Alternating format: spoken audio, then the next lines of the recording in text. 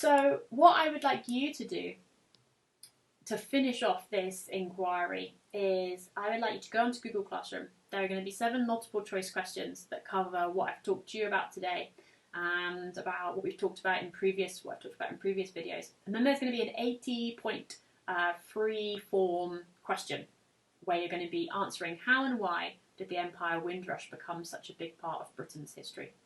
And this will be your final piece of marked work this year. So give it all you got. Now, what am I sort of expecting from you guys? I would like you to potentially, I'm going to put this on the classroom so you will have it.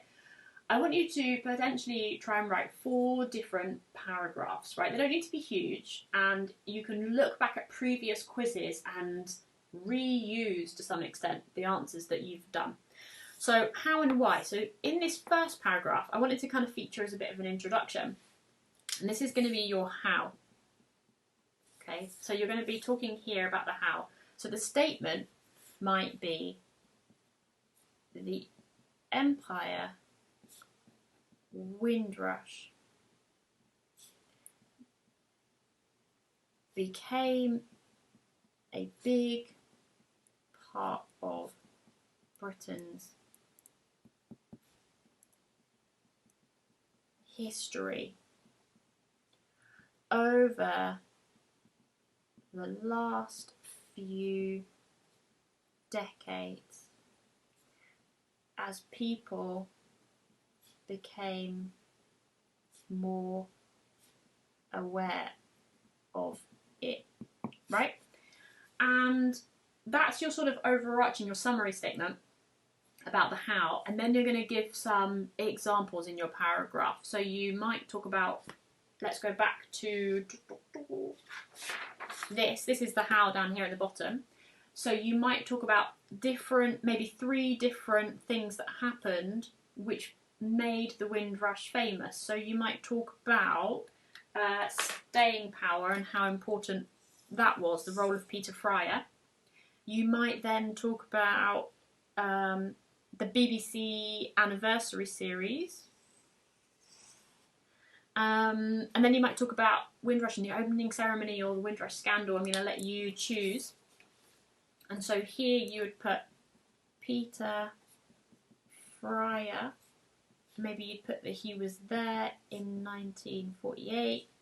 And then you're going to talk about how he put it in Staying Power, his book, Staying Power. You might choose any other different thing. You choose which ones you think were important. But personally, I think you've got to get the BBC 50th anniversary series in there. Okay, so that's the how. That's your first paragraph. Kind of serves as a bit of an introduction. Then you're going to start talking about the why. And at this point, if you're like, Miss Cusworth, I don't know why, that's where you go to a knowledge organizer, right? So then you're going to say that Windrush became a big part, and this is a bit, I'm kind of repeating myself here, so maybe you want to think about like how you can mix up these summary statements. I'll try and do that a bit in the next one. A big part of Britain's history because it symbolised a big change, full stop. These summary sentences don't need to be complicated. And then you can go back and you think about, well, what was the big change, right? And you might want to start off by saying, black people have always lived, or have lived in Britain throughout history. So you might want to be like, although, then you can talk about how sort of post-World War II there was a change, right? There was an increase. And you can talk about where people came from. And you might even want to talk here about like why Windrush. Do you remember we had that lesson where we looked at why out of all of the ships, right? Do you remember, it is not the first ship, but we talked about other reasons. You gave me that it had a nice name. You talked to me about the role that Peter Fryer played. Lots of you said that there was photos, and part of the reason there were photos was because it was near London. So that's your first why paragraph, right? It symbolised a big change. Then you're going to go back to your knowledge organiser and you're going to talk about your second why, which is about the black community. And so let's see if we can use this again. The black community, the Windrush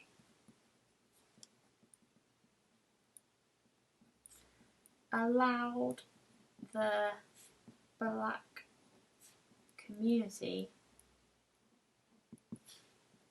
to write themselves into Britain's history.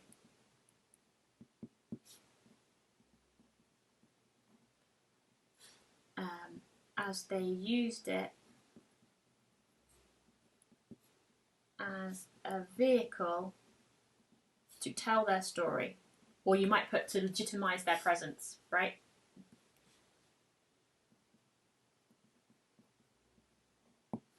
And then here you might think about, well, why did they want to tell their story? Because of their contributions, because they wanted to really tell people about the racism that they suffered, so that maybe so that it didn't happen again, for example. And then you might want to have this idea of legitimising.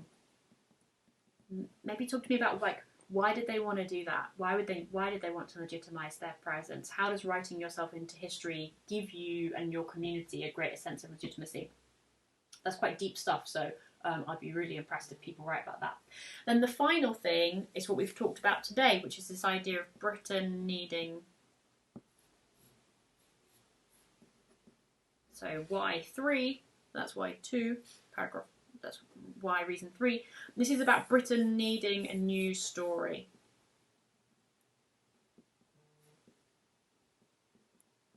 Sorry, phone's going off. Britain needing a new story, right? And you talk maybe about what's going on. So this idea of post-Second World War, what was changing in Britain?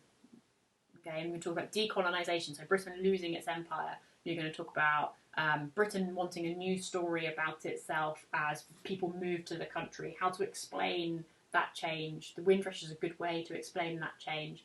And then also, the Windrush story makes Britain look quite good, right? It's like, aren't we so accepting, and aren't we so modern?